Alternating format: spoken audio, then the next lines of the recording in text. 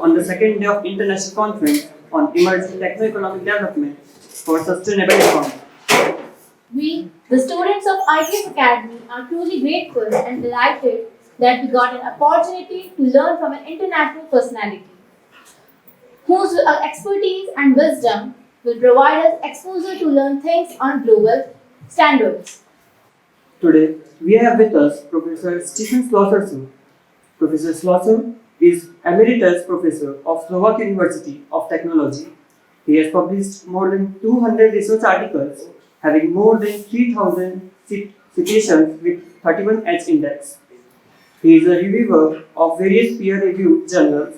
He was associated with Chemical Paper Journal. He was a secretary of European Membrane Suppression Society.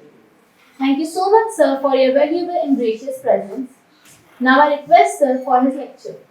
Again, and to deliver some lecture. Ionic liquids for extraction and on modification of carbon nanoparticles by ionic liquids. And this is the result of our research project, which was done jointly with colleagues from India, especially Dr. Fiona Anthony and Dr.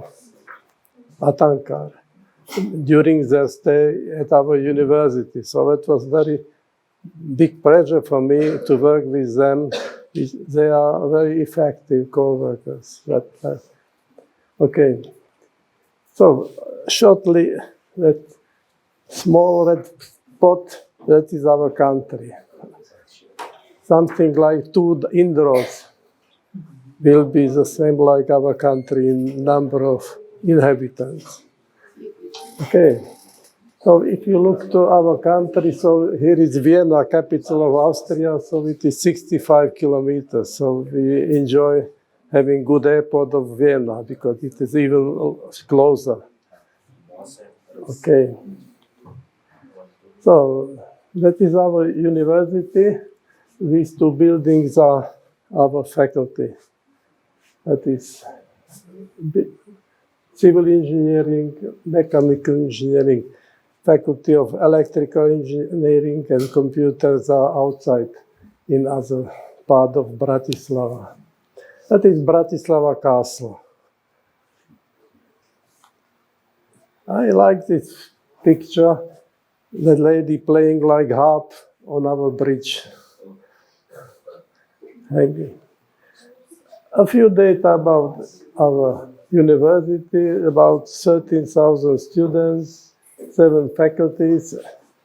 I mean, faculty in our term is like part of faculty of chemistry and biotechnology, so food technology. About 1,600 teaching staff and technical staff, 580 national projects, about 200 international projects. And our Faculty of Chemical and Food Technology was established this year and have about 1,000 students. And this is invitation to our conference. As I mentioned, that is 50th conference. We organize our institute every year, international conference. It is a small one, 150 participants about from many countries of Europe and abroad. Okay, let's go to our subject. Some introduction. You know, as it was mentioned by Professor Vassevar, chemical engineering is developing since half of 19th century, roughly. But separation technologies, as we know, for example, distillation column they started to work at the beginning of 20th century. That was development connected with petroleum refineries and this type of industry. And it is connected with switch that it was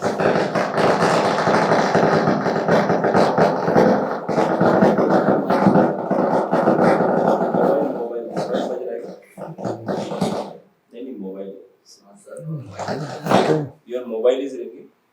Mobile is here. Not working. Yeah. Okay. Okay, that was second revolution, in fact, switching the raw materials from coal to petroleum and gas. But now we are facing another revolution. They are coming from petroleum and gas gradually to resources which are reproducible. And all this will connected now with big development of biotechs in biorefineries instead of petroleum refineries, gradually water treatment, medical applications, and nanotechnologies. And yes, these biotechnologies will be closely related to renewable resources, but it will be very slow, probably, process because it is connected with development, for example, new separations, because all these solutions from biotech are dilute solutions. And this will need some development of new binding agents or development of hybrid production separation processes. And ionic liquids, that is one option, can be successful in these new separation processes. And as I will show you, phosphonium ionic liquids with carboxylate anion could be very attractive in this. Another possibility, and very attractive field, is modification of nanoparticles, carbon nanoparticles especially, which can help in some applications in new nanomaterials. So my presentation will be in two parts. I will touch synthesis and testing of new phosphonium ionic liquids with carboxylate anions having branched alkyls. And I will touch a little flow sheet of that hybrid fermentation separation processes. In the second part, I will speak a little about modification of graphene oxide by ionic liquids and about stability of suspension in non-aqueous ionic liquids medium. Okay, so let's start with first part about new ionic liquids. So as you know, ionic liquids are organic salts. So with big cation relatively, and an ion which can be anorganic or organic. We work with organic one. Advantages, so they can have quite attractive extraction properties. They are liquid sometimes or many times at room temperature. And what is advantage? They have really mostly very low vapor pressure, practically don't evaporate. So it can be advantage comparing with some classical solvents. And in many cases, they have very good temperature stability, which can be used as I will show you. There are, of course, some challenges, some problems. That sometimes they can have high viscosity or tendency, because if you have some part which is charged and then is long hydrophilic tail, okay, that is prerequisite for surfactant. So in contact with aqueous solution, for example, it can form emulsions. And biocompatibility sometimes can be issue. Shortly, that is fermenter, that is cycle of fermentation broth, then is extraction of product in like extractor. Emulsions can form in some classical contactors. Here, if you recirculate lean broth, some minute concentration of this ionic liquid can be problem if biocompatibility is not present. If we have short path distillation, where we can distill product if it is volatile, for example, butyric acid is volatile, so we can earn butyric acid in concentrate, no butyric acid salt by free acid. What is big advantage? But at the bottom of distillation we have dry ionic liquids without diluent, which is here. And that is problem if that ionic liquid is not really liquid at room temperature. And sometimes it happens, and I will show you. Okay, so these three issues: biocompatibility, emulsions, and this solid if it is not liquid at room temperature.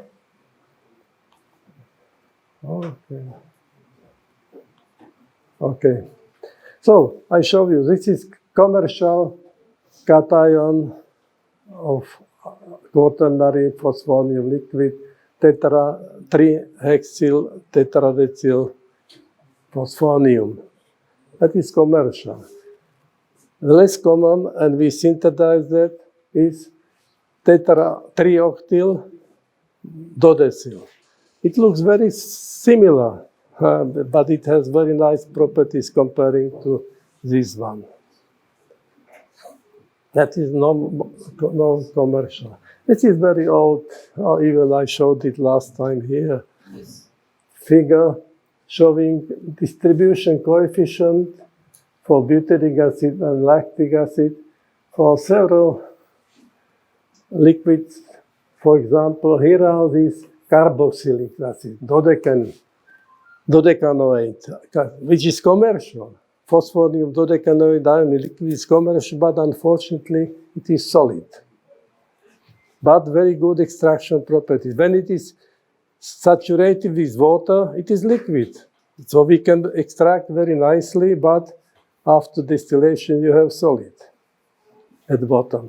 That may be problem or other operation. So that we started, we found that toxicity only later on.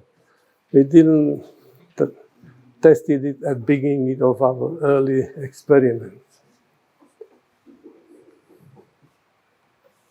Okay. So something about anions. So when I mentioned decanoate, that is classical, this pour point problem. That we switched to branched neodecanate. The peristatic acid is well-known metal extractant, commercial. So when we prepared ionic liquid with this anion, it worked very nicely. It was liquid and okay, but it was toxic. That we changed it to another one, butyl octanoate. So it or hexyl decanoate, and we found it very nice. Ionic liquid was really liquid, and there were no toxicities. I will show you later. And this is commercial phosphonate anion. Okay. A little about viscosity. So this is for that commercial cation, and this is for that new 3-octyl dodecyl phosphonium cation. And you see that all this carboxylic acid ionic liquid, they have, this is water saturated and this is dry. Immediately you can see one of the magnitude difference in viscosity. So dry are quite viscous. When you saturate with water, viscosity drops 10 times. And if you dilute with dodecane, it is going down even more. So that is used in dodecane solution usually. So, advantage of lower viscosity comparing with, this is phosphinic acid, and this is carboxylic acid. So it is 30% lower viscosity, what is giving you some advantage. So viscosity is beneficial for carboxylic acid, and pour point is going down. So minus 20 is okay, it is still liquid. Quickly, another showing you dependence of shear rate. So it is only shows you that all these liquids, even dry, are Newtonian. And this is extraction property. And surprisingly, maybe for you, for all these ionic liquids we tested are practically the same. I mean, from point of view of equilibrium properties. So they are good extractants, but those with branched anions, okay. As you can see, distribution coefficient, it goes to very nice numbers. That is 100. Okay, so if I touch, it is problem, yeah? Yes. Sorry, excuse me. So it is 100. So that is pretty nice distribution coefficient. As I showed you earlier, trioctylamine, very popular and common, is about 4, 6. And it is very, very good high at low concentration, what is again very beneficial. At high concentration, it goes quickly down, but still is about 10 in concentration range. You work in fermentation. Okay, so good extraction and no difference between these ion liquid I shows. So viscosity, toxicity will decide which is the best, which is good. And okay, I will skip this. That is toxicity. So what is showing here? We don't have technique good enough to analyze ppms of ionic liquids in aqueous solutions. So what we did, we prepared saturated solutions without knowing exactly what is concentration. So it was saturated solution, aqueous solution, and we diluted this saturated solution to lower and lower percentage of saturation, okay? And this is showing at what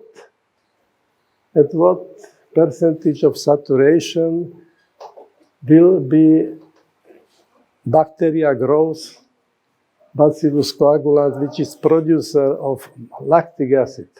When it will drop to 95% product multiplication, growing of these bacteria. So it shows that if decanoate commercial one can be saturated, no problem with biocompatibility, but problem with this pour point. But all others now decanate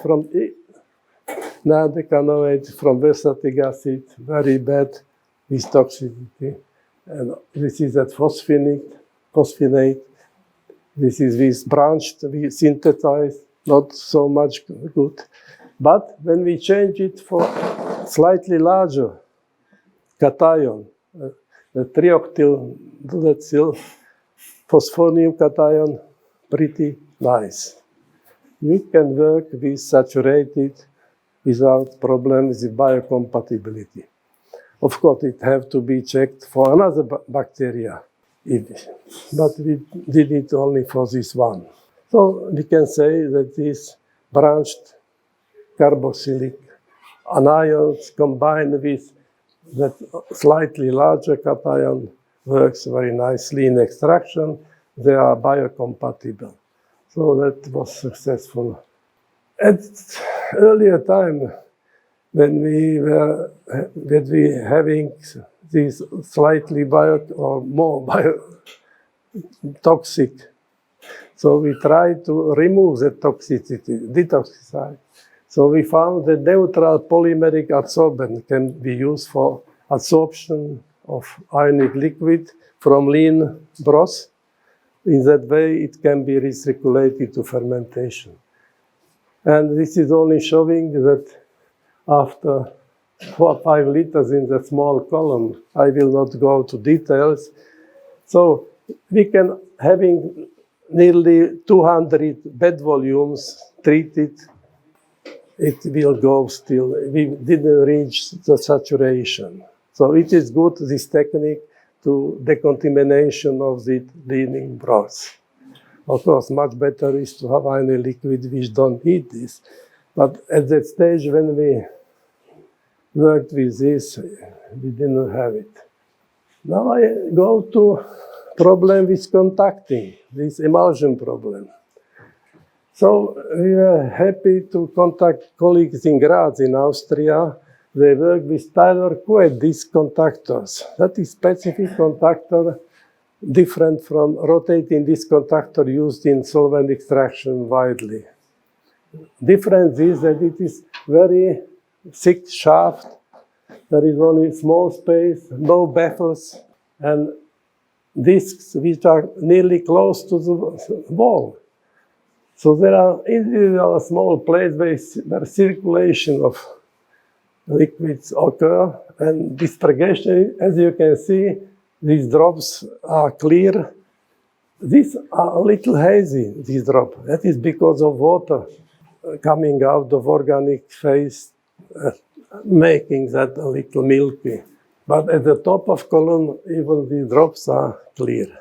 But it is no problem. Aqueous phase, so with this broth, in reality, it's quite clear. So it is very good contactor.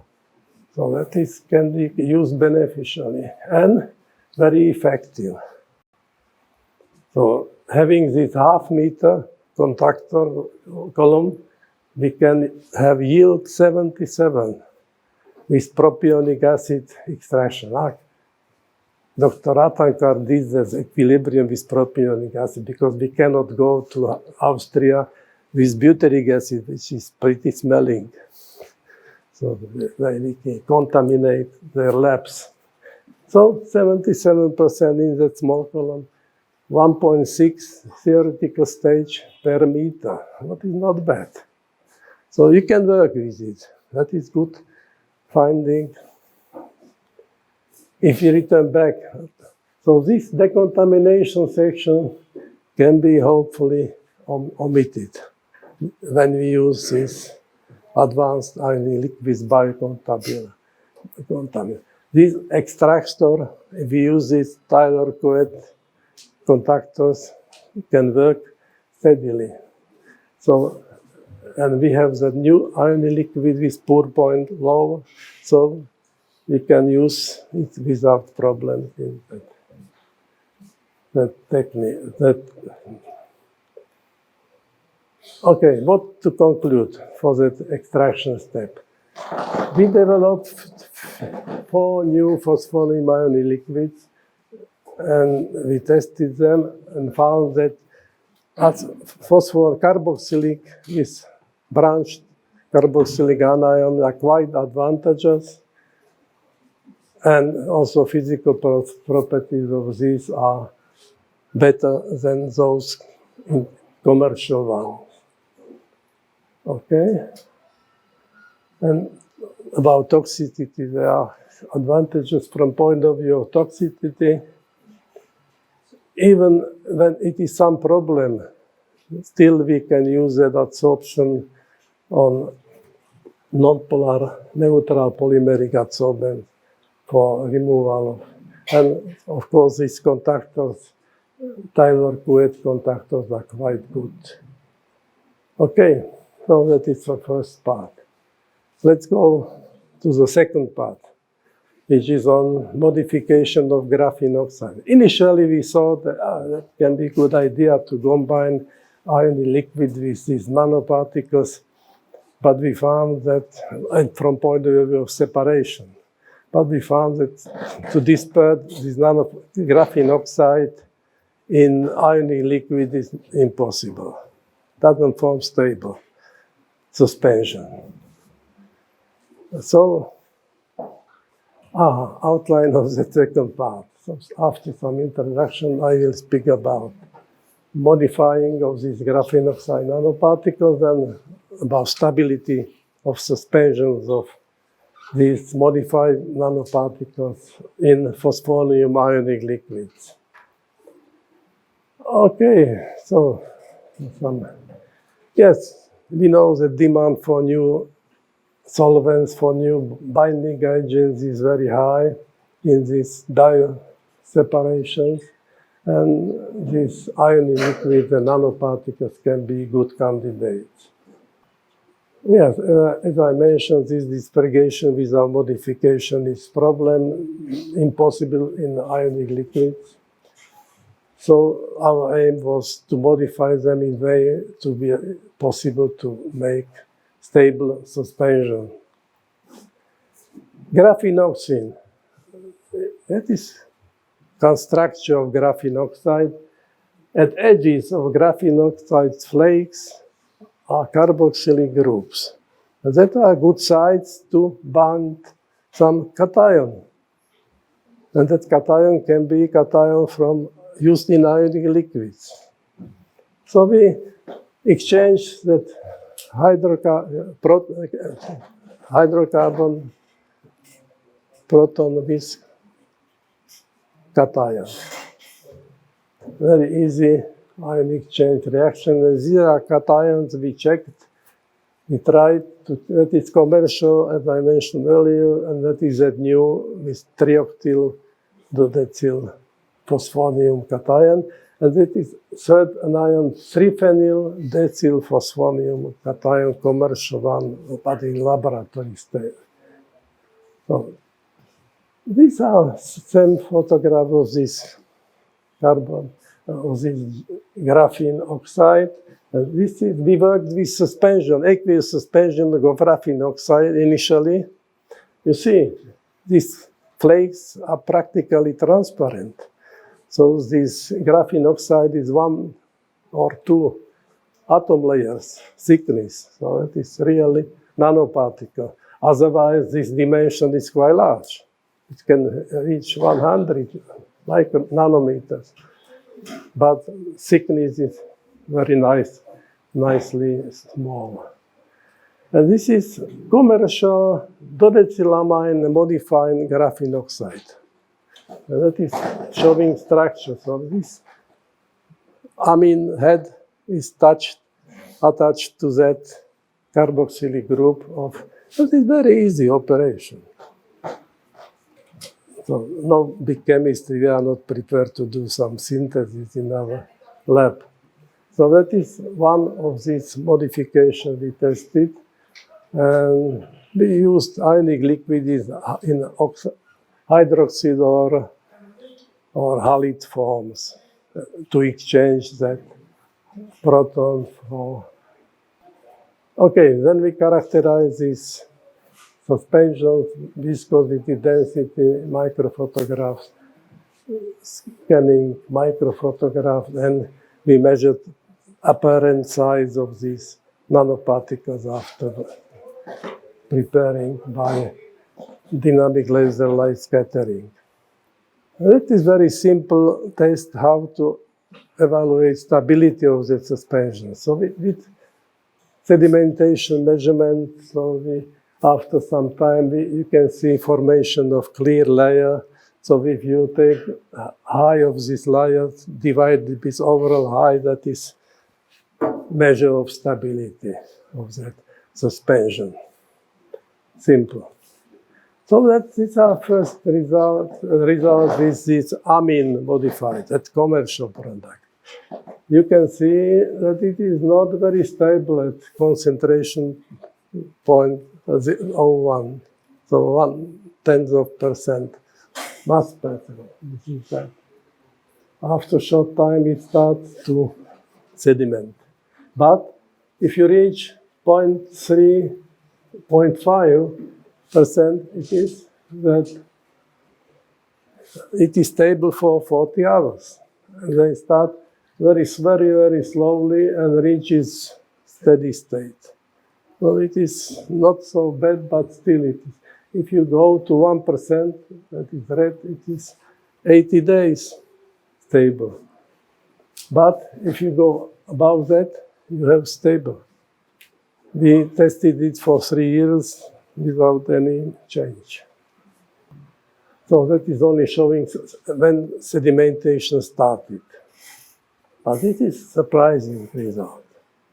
Steep decrease of particle size in suspension, measured this laser Doppler method, this concentration.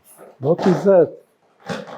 Our explanation is that it is probably due to more intensive collisions because these particles at high concentration are close, so there are more frequent collisions between particles during sonication, preparation of suspension.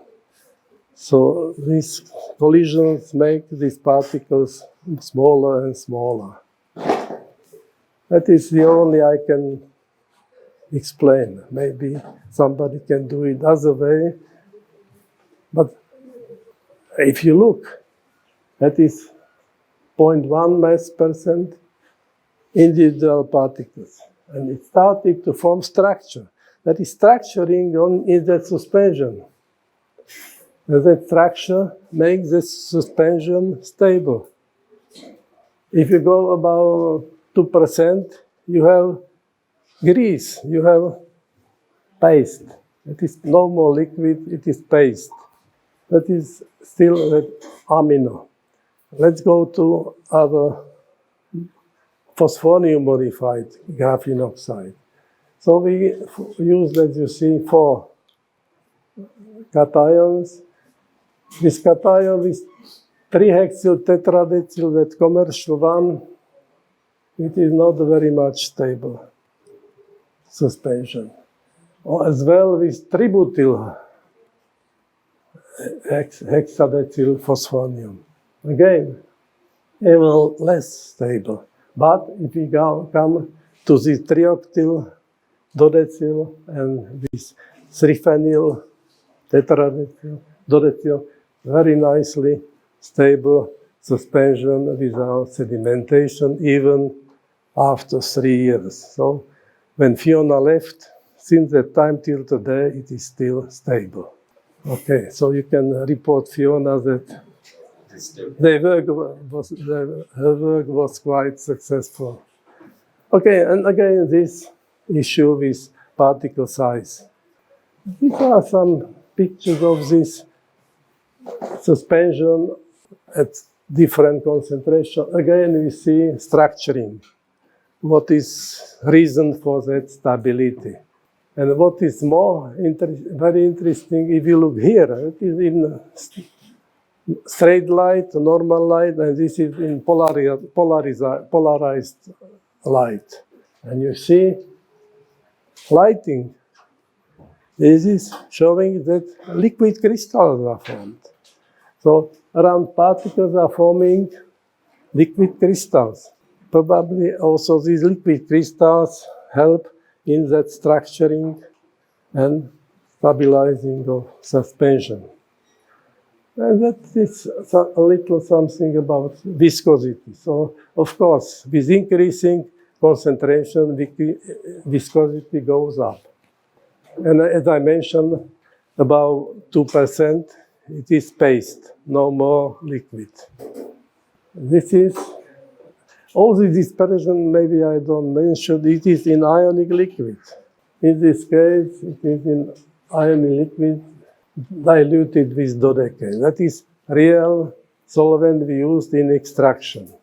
And this is suspension viscosity for dry ionic liquid and water saturated. You'll see difference. But stability is okay. Okay, so some conclusions to that graphene oxide issue. So we synthesized for modified graphene oxide with phosphonium cation. This one, they are nicely stable, as I mentioned. Stability increases with concentration, and above 0.5%, they are really stable. That is because of structuring and liquid crystals forming. Viscosity increases with increasing nanoparticle concentration, and that decreasing size is mentioned. What I want to stress, that application of these suspensions in separation was not so attractive for us. But these materials can be very interesting in other fields. If you go to literature, ionic liquids, these phosphorus, are very good lubricants, and which are possible to apply at higher temperatures, what is in some application quite interesting. And this is graphene oxide nanoparticles can even make them, I think, much more attractive from point of lubrication. Or there are used such suspensions in, not this, because there was problem, but ionic liquids are used in batteries, which is a big issue now. Energy storage batteries are very hot topic now. And maybe in some applications they can have some application. So at this point I would like to thank you for your attention, and of course I have to thank my co-workers, that is Jan, Marta, this is my colleague, and these are two your students which worked with us. So, good time. Thank you for your attention.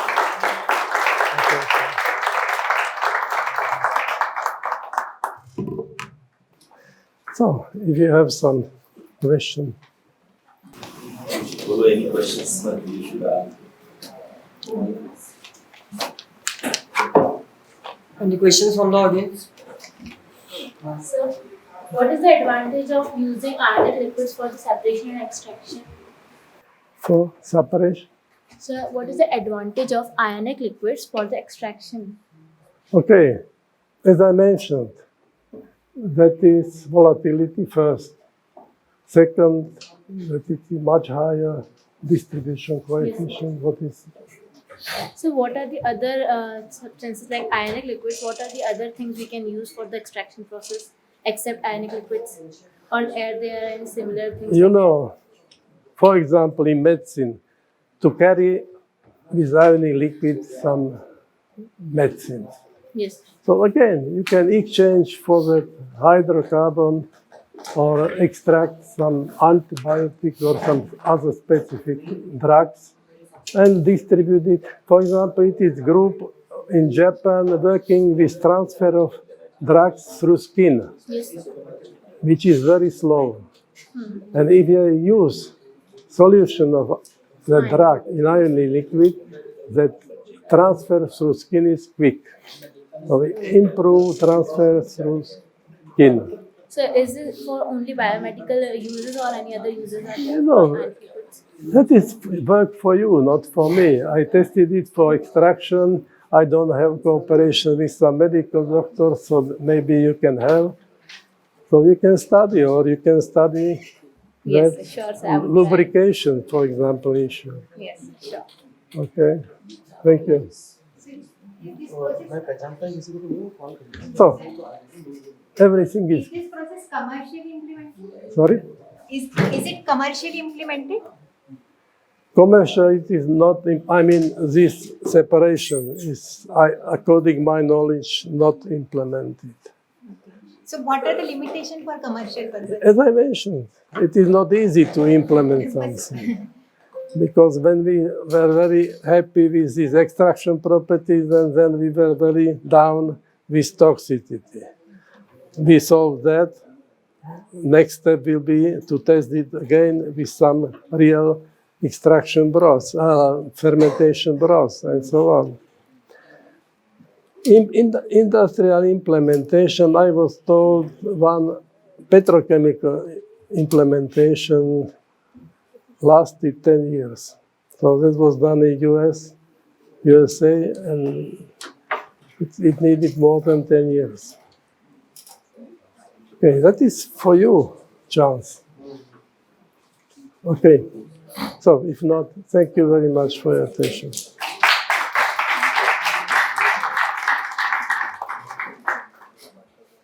Now I request Dr. Rajesh Kumar Kaushal sir to felicitate Professor Stephen Schlosser sir with a sapling. Welcome.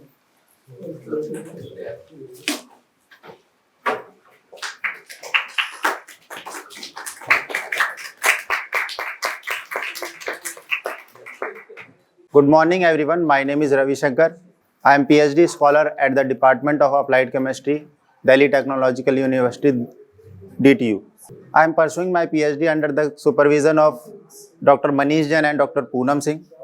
So today I am giving a very short review about my PhD or my topic.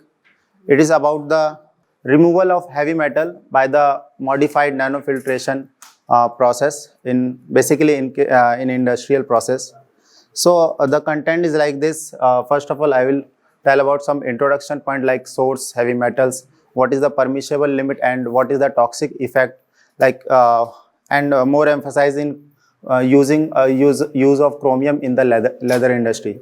Then literature review, research gap, removal of heavy metal by nanofiltration process, and some experimental observation which I have getting. Then conclusion. So introduction, what are the heavy metals? Heavy metals are the metals have a density greater than 5 or its relative density about 5 times greater than the water. The heavy metals are broadly classified as the essential heavy metals like copper, iron, manganese, cobalt, zinc, nickel. These heavy metals need to our body in very small amount, but if it is exceed the limit, then it is very dangerous for us. And some non-essential heavy metals like lead, cadmium, mercury, chromium, which have very severe effect to our health.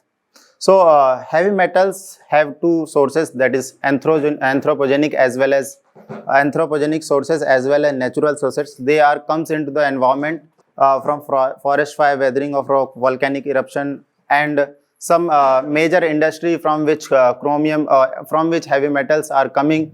For chromium, it is leather, tanning industry; cadmium, fertilizers, metal smelting; lead, mining industry, burning of leaded gasoline; iron, groundwater; and from nickel is battery. The maximum permissible limit set by the different organizations like World Health Organization and United States Environmental Protection, environmental and Indian standard.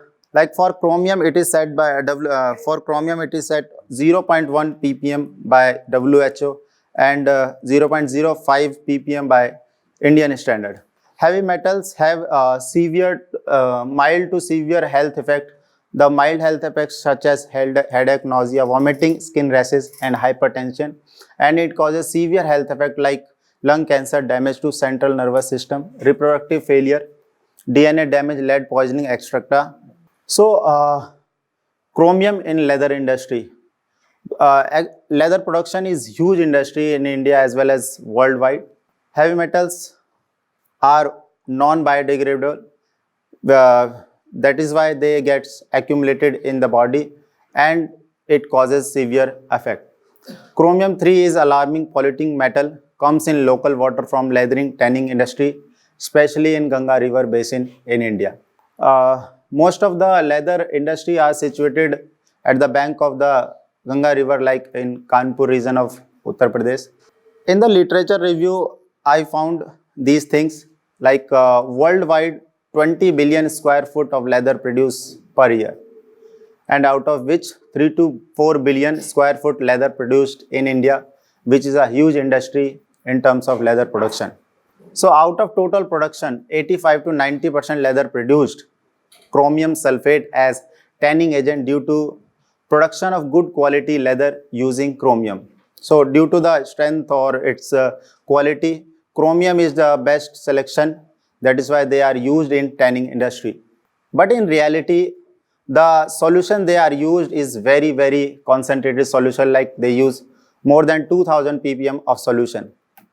And in that solution, only 60 to 65% chromium is absorbed by the leather. Rest all are waste. So 30 to 35% chromium which is used in the solution is waste, which is directly go into the environmental water or nearby water body. So that's why I selected this for a working purpose. So the research gap is as the volume of chromium ion sludge in millions liter in India and across the world. So there is urgent need to provide a significant solution for this, and I found membrane technology is most significant due to some its advantages. The advantage of membrane technology, that is, it is highly selective, low energy consumption, low chemical requirement, and inertness to microbial degradation, and very small space required for the its commercial level production, and can be used in continuous manner. So this is the little information about the membrane. Membrane are the semi-permeable film which allow some material to pass through it and restrict some. Its pore size ranging from 100 Dalton to 1000 Dalton. The driving force is mass transfer, mechanical pressure, and osmotic pressure. Surface membrane is charged which repel metal ion, and the basic rejection was 70 to 90%. For the metal like chromium and other toxic metal, even this is very less. So we need to improve this process. So I combined this nanofiltration membrane, or I modified this process with some chelating agent with the metal, and found very good results. So in this graph, the red dot represent the separation efficiency with the use of chelating agent like EDTA, and black dot without chelating agent. And I plot the graphs like rejection versus concentrated. I observe the data at different parameters like concentration, pH, flow, and flux. These and the rejection observed is almost 100%. It's around 98 point something percent. So first plot is with the rejection and the concentration, as you are showing the graph, that with EDTA rejection is almost 10 to 12% is more. Similarly, when we compare the rejection with the pressure, with EDTA it is higher, and with the flow rate it is also higher. And I observe data at two different pH. Why not other pH? So at higher pH the complex is degraded and it's precipitate out. So at lower pH it is observed that the separation is higher, which is indicated by the red rectangle. So these are the other plot showing the flux versus pressure. As the EDTA combined with the chromium, the relative molecular size increases, which increases the osmotic pressure. That's why the flux with the EDTA is lesser, which is represented by the red dot as flux with respect to pressure, with respect to concentration, with respect to flow rate. So the conclusion is all results shows that the separation enhanced by the using chelating agent like EDTA, and the flux decreases.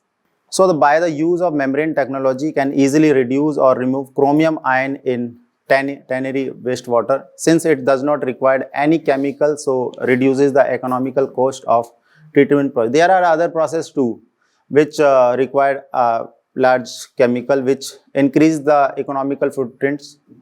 So presently chromium effluent generally disposed of into the landfill and into local body. So using this technique also bring environmental benefit.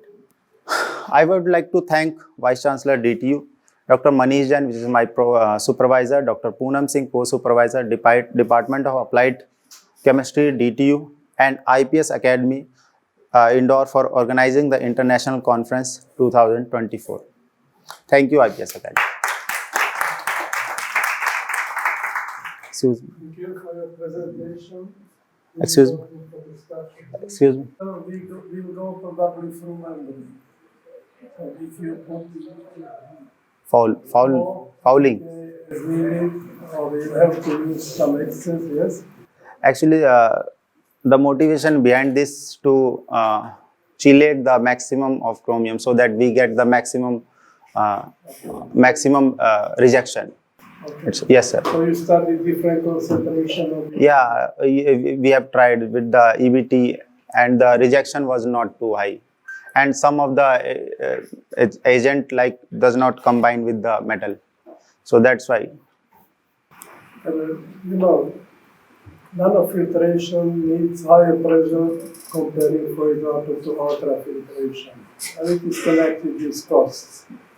Yes, sir. Many times it was studied removal of metal with ultrafiltration when this metal is complex with some oligomer. Did you consider also this alternative? So I didn't, sorry sir, I didn't understand. Okay, nanofiltration is more expensive than ultrafiltration. Yes, sir, yes, I. If you use ADC, Sir, it would be not we are tried. ultrafiltration, maybe some longer. We tried with the ultrafiltration, but the rejection observed was around 80%. Still 20% is not. That's why we choose this. And even in that case, we. For pure metals, this is okay, needing nanofiltration. Yes, sir. That's why it's for toxic element we need to reduce at maximum level. So rejection should be more than 95%. It was about 90%, yes? No, sir. Around it's around 98%, sir. 98. Oh, Yes, sir. not so bad. Thank you. Yes, thank you, sir. One more question. Firstly, we have a small scale setup in our lab.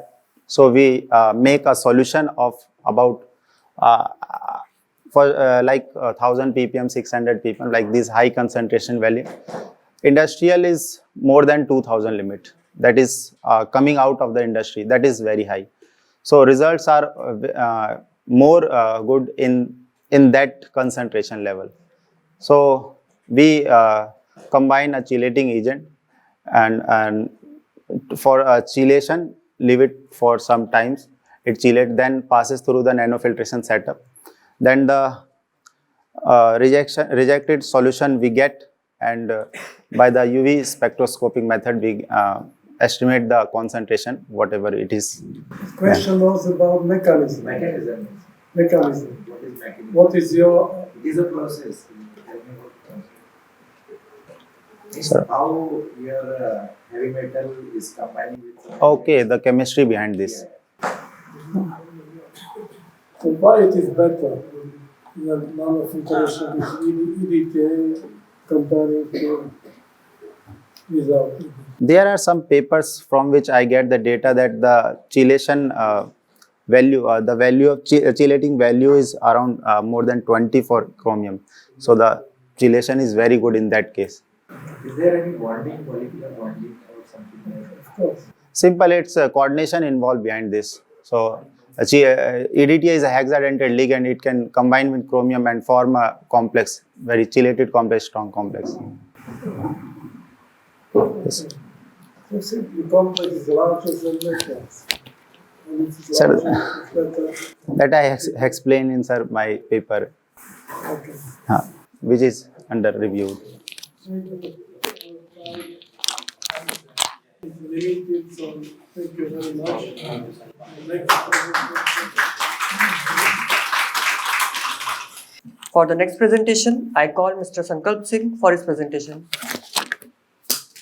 My courteous pleasantries to everyone present here. Today, I, Sankalp Singh, student of 3rd BTech Chemical Engineering from Harcourt Butler Technical University, is going to present my paper on the topic Co-pyrolysis of smoked cigarette butt and sugarcane bagasse, a study to determine kinetic parameters, thermal properties, and potential synergistic impacts. We all are aware that the fossil fuel deposits are depleting very fast, and because of which we are looking for alternating. We all are aware that fossil fuel deposits are depleting very fast, and because of which we are looking for alternative renewable energy sources. As one of the most prevalent forms of litter globally, cigarette butts accounted for approximately 1.2 million tons produced in the year 2004, and the number is expected to go up by 50% by 2025. And cigarette butts, due to the presence of cellulose, acetate, and other poor biodegradable materials, are very harmful for human life, marine ecosystems alike. Another material used in sugar industries, that is a byproduct of sugar industries, is sugarcane bagasse, which is used in boilers at plants and can also be used for fuel purposes because it contains good amounts of hemicellulose, lignin, and other cellulosic materials. In this literature, we have tried to study the thermal kinetic parameters of a combination of 1:1 mixture of sugarcane bagasse and smoked cigarette butt, for which I've used the abbreviations SB and SCB respectively. Now, starting with the materials and methods, first of all, the sugarcane bagasse was taken from Ratan Sugar Mills Limited, Varanasi, Uttar Pradesh. It was sun-dried, all the moisture was removed, it was kept overnight in an oven at 105 degrees Celsius, and after drying, it was grinded into powder and kept into polyethylene bags. Similarly, the smoked cigarette butts were collected from a university in nearby campus, and it was cut down using a cutting mill, and it was kept and it was subjected to a mechanical sieve shaker, and particles less than 250 micrometers in size or 60 mesh were collected and kept in polyethylene bags. So first of all, starting with the elemental analysis, we try to determine the quantity of water vapors, volatile substances, etc., and most prominently the fixed carbon content. So this is the data that we got that I have tabulated in this slide. First of all is the proximate analysis, in which we can see the weight percent of moisture, volatile material, ash, and fixed content. So in smoked cigarette butts, the content of ash is slightly higher than sugarcane bagasse. That is a stark observation. Another thing is about elemental analysis, where we have determined the weight percent of hydrogen, carbon, oxygen, nitrogen, and sulfur. So because both these compounds contain relatively very low nitrogen and sulfur content, the emission of toxic sulfur and nitrogen gaseous products is reduced highly. Then for our thermal analysis, we tried to plot TGA and DTG curves, that is thermogravimetric and differential thermogram curve, for which we used a model S-Second 6300X star to plot these graphs. And these graphs were plotted for 3 distinct heating rates, 10, 20, and 30 degrees Celsius per minute. Now, this is the curves that we got. These 3 graphs correspond to SB, SCB, and a 1:1 mixture of SB and SCB. In each of these graphs, we can see 3 curves that correspond to 10, 20, and 30 degrees Celsius per minute of heating rate. So here, we basically saw that there is an overlapping for these 3 different heating rates, and there are 3 phases in total. The first of all corresponds to loss of moisture and other lower molecular weight compounds. The second one corresponds to active pyrolysis, where most of the devolatilization happens. And finally is the passive pyrolysis phase, where char formation happens. Now this is the DTG curve, where a graph is plotted, 3 graphs are plotted for 10, 20, and 30 degrees Celsius per minute again. And the parameters on y-axis are weight loss rate or weight loss percent per minute, and on x-axis it's temperature. So here we can see for SB, SCB, and a 1:1 mixture of SB and SCB, as the heating rate increases, the peak temperature corresponding to maximum weight loss rate increases, and at the same time, the maximum weight loss itself also increases. This is an observation that we got using our thermal analysis. And this is the data that I just discussed from the graph, and it is tabulated here in a different form. So for example, we can see in the case of SB, as the heating rate increases from 10, 20 to 30 degrees Celsius per minute, the peak temperature increases from 352 to 362.2 and then 366.4. Similarly, the weight loss percent increases from 7.1 to 15 to 24%. Now, moving to the kinetic analysis, we use 3 methods here for this purpose. The first one is Kissinger-Akahira-Sunno's method. This method uses this approximation, which is an empirical correlation. And here, because this equation resembles that of general equation of a straight line, a graph is plotted between natural logarithm of beta by t square versus 1 by t. Now, beta here corresponds to heating rate and t is a temperature. The slope of these graphs that I have shown in the slides upcoming gives us the value of EA by R, through which activation energy can be calculated. Second method is Ozawa-Flynn-Wall method, OFW method. Again, it uses an approximation of a straight line, and only the parameter on the y-axis changes. And here we use log beta for that purpose. The third one is Kissinger method. Again, it is an general straight line approximation where the parameters on y and x axis change. And our fourth method is Coates-Redfern method. This method is particularly used for the calculation of pre-exponential factor that we used in Arrhenius equation, because pre-exponential factor is a very good measure of determining the frequency of collisions that happen between molecules. So the activation energy that is calculated using KAS and OFW methods, and because those methods are considered highly reliable, they can be used directly in this equation to determine the pre-exponential factor. Now, all these methods that we have discussed, the first array of graphs, the first three graphs on the top gives us the KS plots for SB, SCB, and a 1:1 mixture of SB and SCB. In each of these graphs, we plotted 9 curves ranging for extent of conversions from 0.1 to 0.9. Now, extent of conversion is basically a ratio of amount of substance that has pyrolyzed at a given time divided by amount of substance that has pyrolyzed in the whole process. So these 9 curves, and in each of these 9 curves, you can see 3 prominent points marked. They are mentioned for 10, 20, and 30 degrees Celsius per minute. And then the array of graphs that are plotted at the bottom, this is for OFW methods, and it is exactly the same. Only the parameters on the y-axis change, and it becomes log beta. And the same thing has been done for extent of conversions ranging from 0.1 to 0.9. This is our Kissinger plot. Here we didn't do that for different extent of conversions. We just did it for 0.1 extent of conversion, and 3 graphs are plotted for SB, SCB, and a 1:1 mixture of SB and SCB. Now, this is the data that we got from a graph, and it is tabulated here. So we can see all these values are actually given in the graph, and I have just tabulated that here.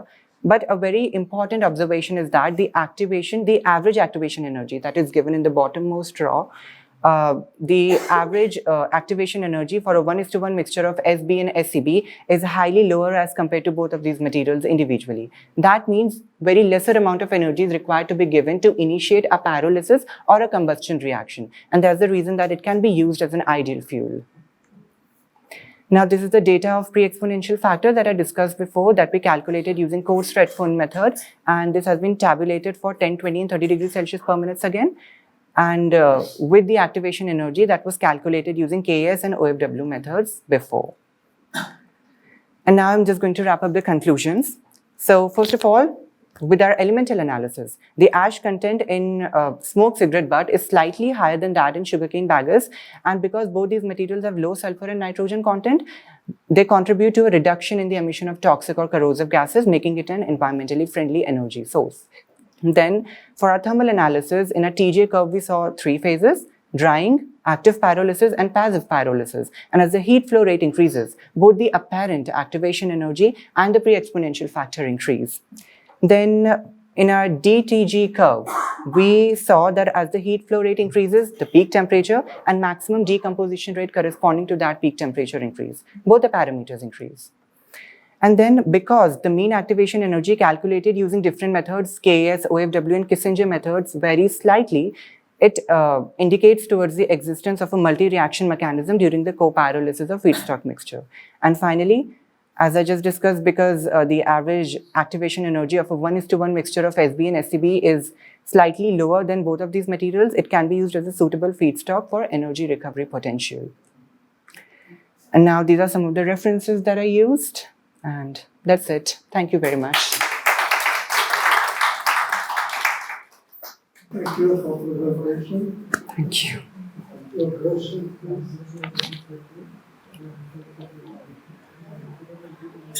I have a question.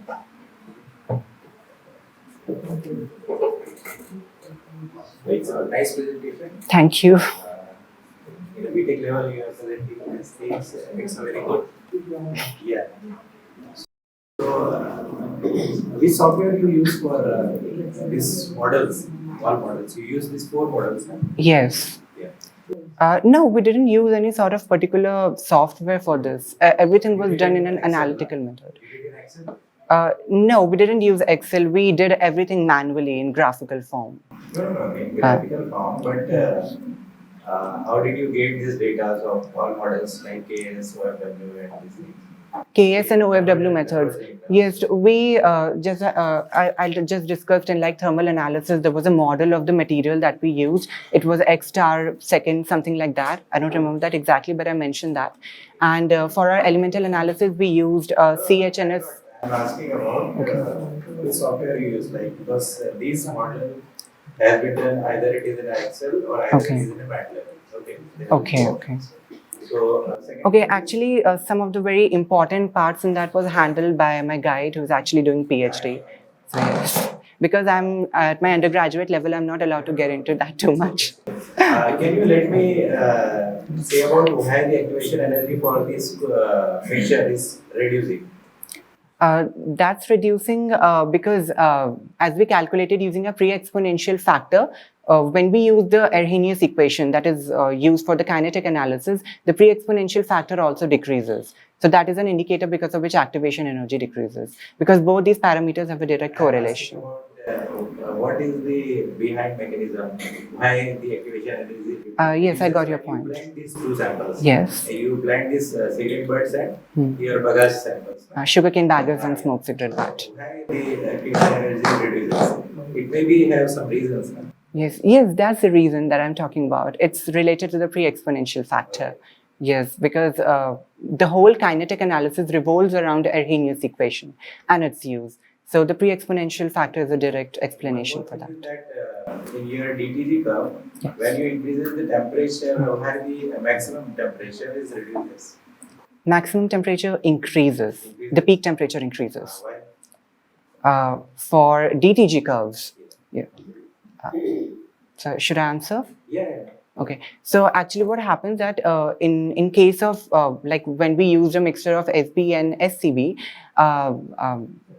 when I talk about the DTG curves and the pre-exponential factor and the activation energy, right? Both these contents are decreasing. So because of which, as lower amount of energy is required to initiate a pyrolysis or a combustion reaction, that is a direct implication because of which the peak temperature and maximum weight loss rate, both these parameters increase. So that's it. Welcome.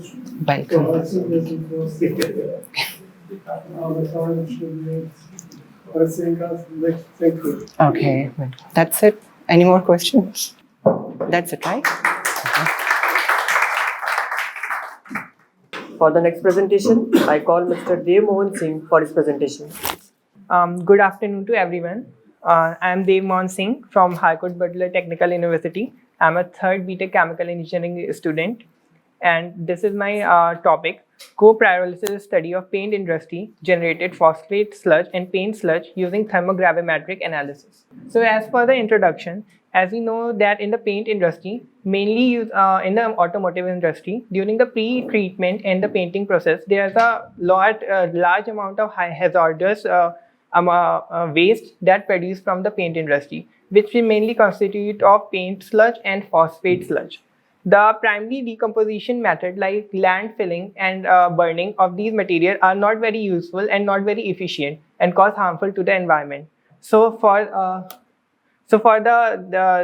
this purpose, we study the co-pyrolysis technique to decompose these materials in a less harmful way. So as basically in the paper, we basically focus on 4 things. In the first, we collected the paint sludge and phosphate sludge from the paint industry in the automotive sector. Second, we conducted the thermogravimetric analysis of the waste material that we taken as a sample. Third, the ultimate and proximate analysis of the samples was investigated. And the fourth, activation energy using Kissinger's method was interpreted. So this is a flow diagram of how we collected the sample. First, we taken the sample from the paint industry. The paint and the phosphate sludge were collected there, and it is then dried at 40 degrees Celsius for 24 hours. And then the dried sludge is then crushed manually into the powdered form, and then powdered form is taken in zip polythene bags in the research purposes in the laboratory. So here is a diagram of how that process of the used to investigate the samples. First, like paint sludge is taken and it is dried and powdered in by manual crushing. And secondly, the phosphate sludge, which is mainly dried as found and then crushed in the powdered form for the research.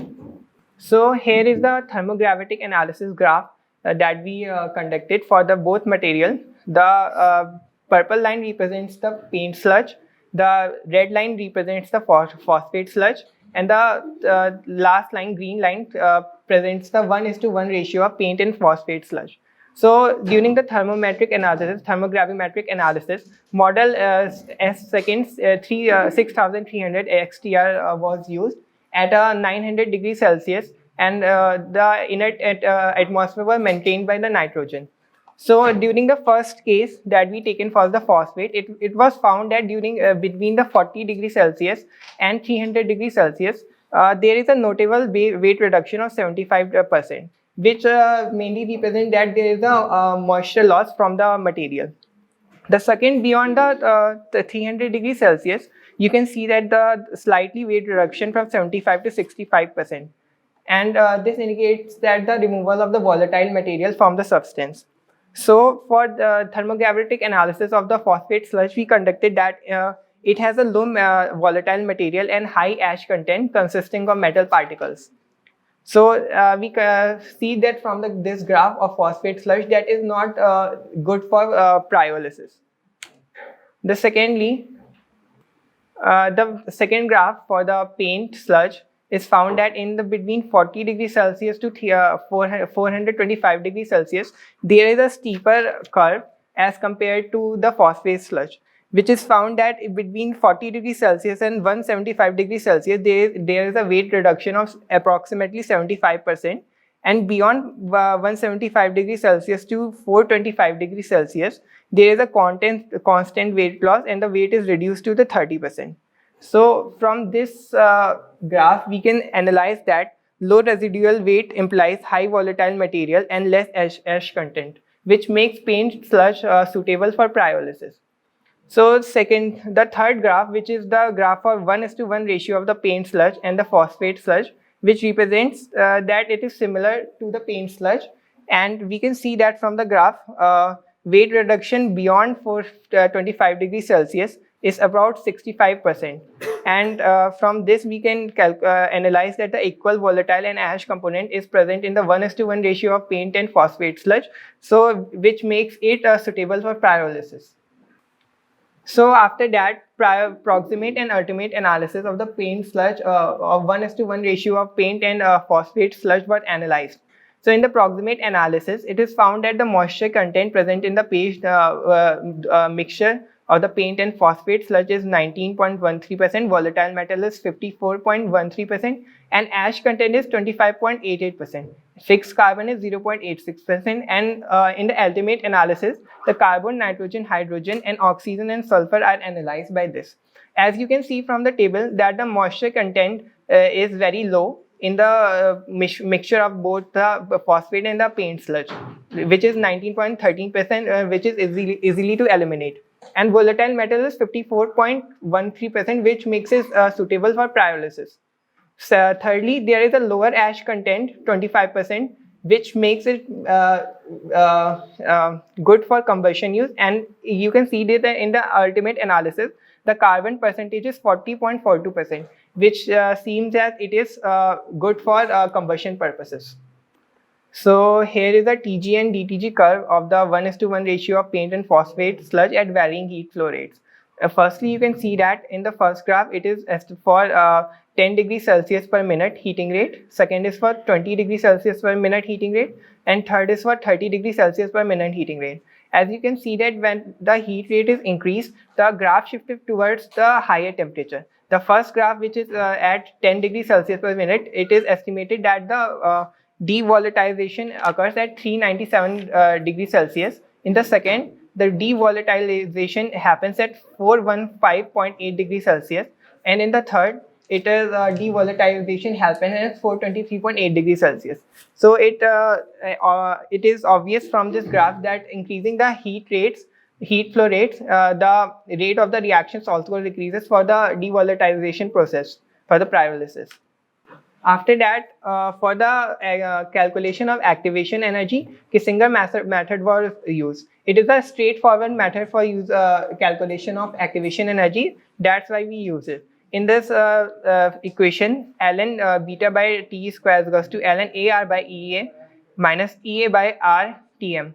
It is a equation of the straight line, and from its equation we can simply get that the slope is EA by R, and the intercept is this ln AR by EA, and Tm is the maximum temperature of the reaction, beta is the heat rate, and A is Arrhenius constant, and all the parameters are defined. In the x-axis it was taken as 1000 divided by maximum temperature, and y-axis it was taken as heat rate, ln heat rate by maximum temperature. So when we plotted the graph between these parameters, it was found that the slope of E by R is coming into R coming to be 144.5 kilojoule per mole. That is the activation energy calculated by Kissinger method. So from the determination of activation energy stand out as a distinctive feature of this project, and furthermore activation energy can be used to calculate the other parameters of the reaction. So in the conclusion from the following, we have seen that in the TGA curve that we have discussed earlier, it was like 1:1 ratio for paint and phosphate sludge. It is good for pyrolysis. And in the proximate and ultimate analysis, we found that it has higher carbon concentration of 40%, which makes it good for combustion. So conclusion is that we can like co-pyrolysis is a good technique for the decomposition of 1:1 paint and phosphate sludge ratio in the generated by the paint industry. And these are some of the differences that we used. And these are our co-authors and the co-authors. And thank you. Presentation. Now open to your discussion.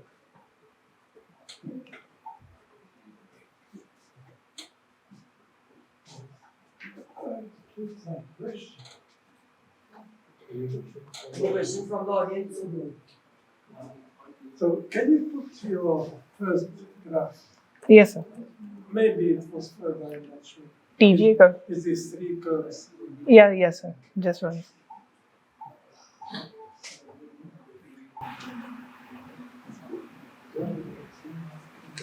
Okay, that's fine.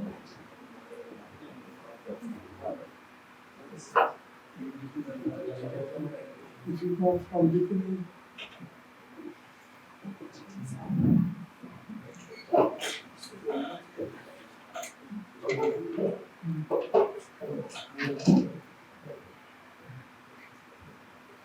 Okay. Yes. Look to this paint phosphate, it is real sludge, Yes, sir. Phosphate sludge. but it is not mentioned the percentage of phosphate in it, because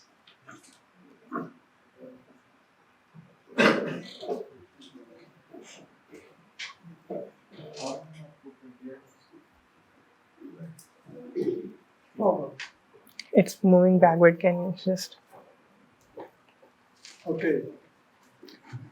Yes, sir. Sir, That line, so the percentage of the weight reduction percentage was mentioned in the y-axis. Like when we increase the temperature, the reduction in the weight is mentioned in the y-axis, and the increasing temperature is mentioned in the x-axis. So sir, like just one more step. Yeah, this one. like, okay, Yes, sir. So like in the phosphate sludge, this line is quite close to this phosphate line. why crossing it? Yeah, why it should be down. So, but it can be a reason for that different Yes, sir. percentage. But Yes, sir. if Sir, it is 1:1, it is surprising. yes, sir. Sir, like the ratio that we use is the 1:1 mixture of phosphate and the paint sludge. So, sir, वो and नहीं होता है तो वो कर दो zoom जैसे वो स्लाइड शो से उसके बाद End slide show. स्किप कर दो स्किप कर देन स्लाइड को ओपन करो fourth slide, I think.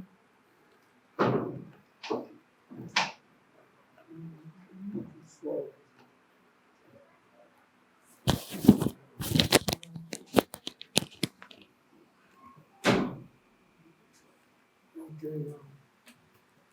Yeah, this one okay Back. One more back. Yes, sir. So as we see that the phosphate sludge, the weight reduction is nearly 75%. Sir, and this concludes that sir, there is a very slight weight loss of moisture content in this. So and when we use the mixture 1:1 ratio of phosphate and clean sludge, it was found that it is the weight loss percentage 65%, and that's why it is crossing the line. And there is a more water content, volatile content in the mixture. That's why it is good for parents, and when the volatile component is removed, then it is good for combustion also. This is mixture 1:1. Yes, sir. This is mixture 1:1. Yes, sir. In that case, I suppose What? because it is mixture. Yes, sir. This is phosphate, sir, and this is paste, and this is the mixture. So, sir, that's why it is taken in written like mixture. So that's why it is crossing the line, and the percentage within the 65% reduction.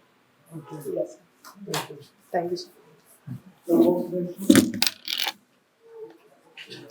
No? Thank you, sir.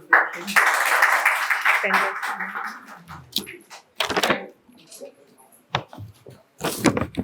So, this was the last presentation of our first session. Now I request Mr. Jitendra Patirar sir to felicitate Mr. Stephen Schlosser sir with a memento as a token of gratitude.